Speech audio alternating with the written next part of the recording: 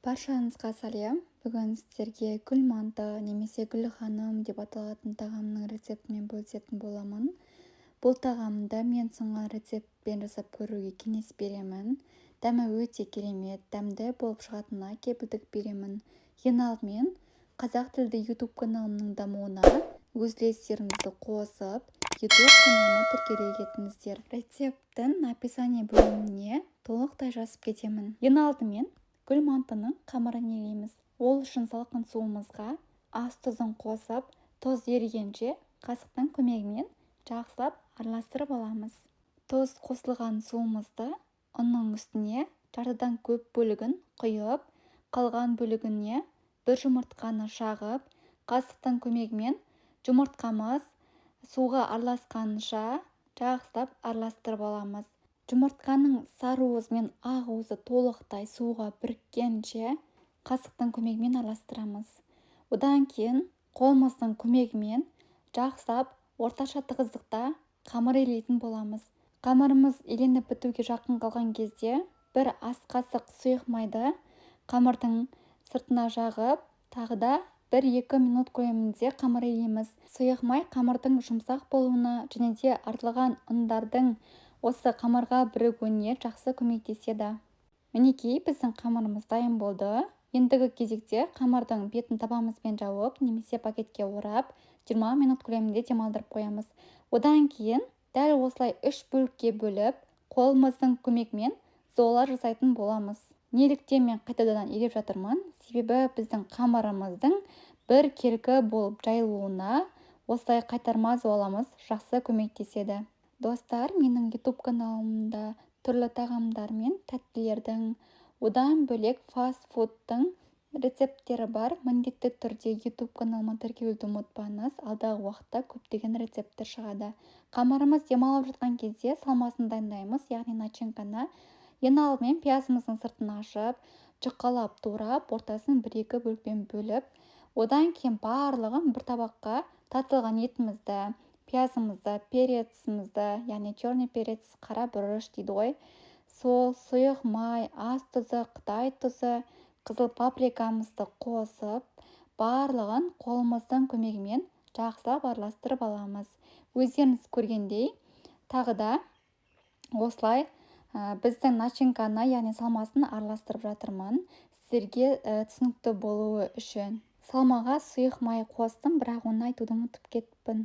Салмасы дайын болам дегенше қамырымыздың июі қаныпты. Ендігі кезде осы қамырларымызды жұқалап жаятын боламыз. Қатты жұқа етудің қажеті жоқ, себебі қамырларымыз жыртылып кетеді. Одан кейін қатты қалың болудың да қажеті жоқ, себебі жеуге ыңғайсыз, қамырымыз қалың болып қалады. Қамырды видеода көрсетілгендей ортасынан бастап шетіне дейін алақанымызды ашып тұрып жаямыз. Салмасында 3 бөлікке бөліп алдым, себебі біздің қамырларда 3 бөліктен тұрады. Келесі кезекте видеода көрсетілгендей қамырларымызды кесіп шығамыз.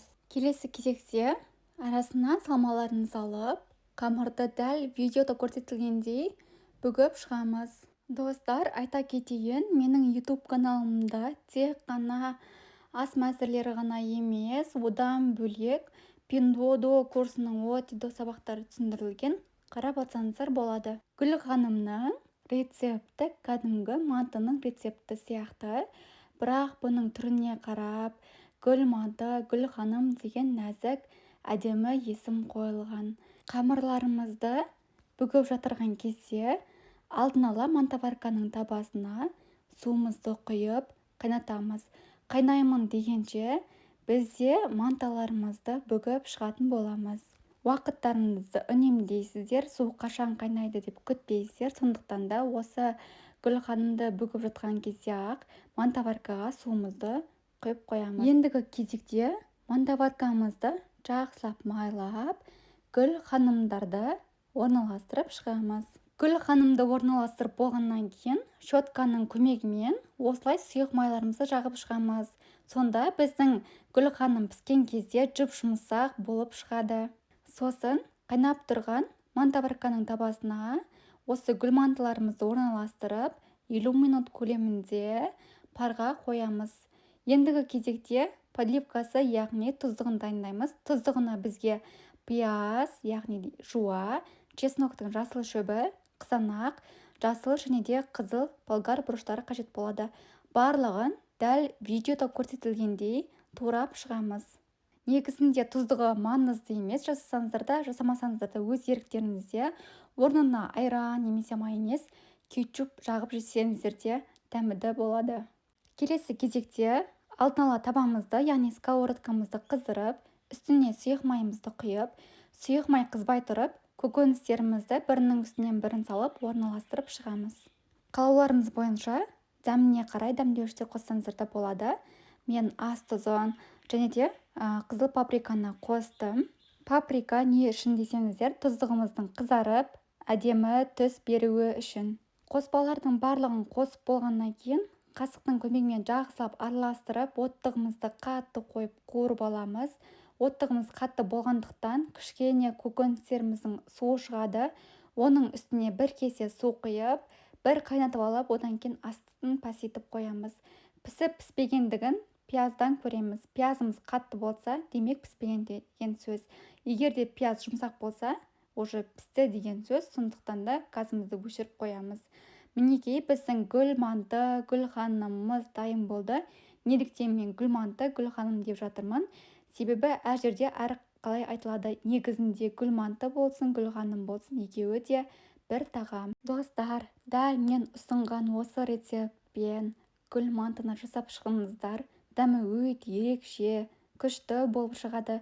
Кешкі асқа немесе түскі асқа жасасаңыздар, отбасыларыңызды қуантасыздар деген үміттемін.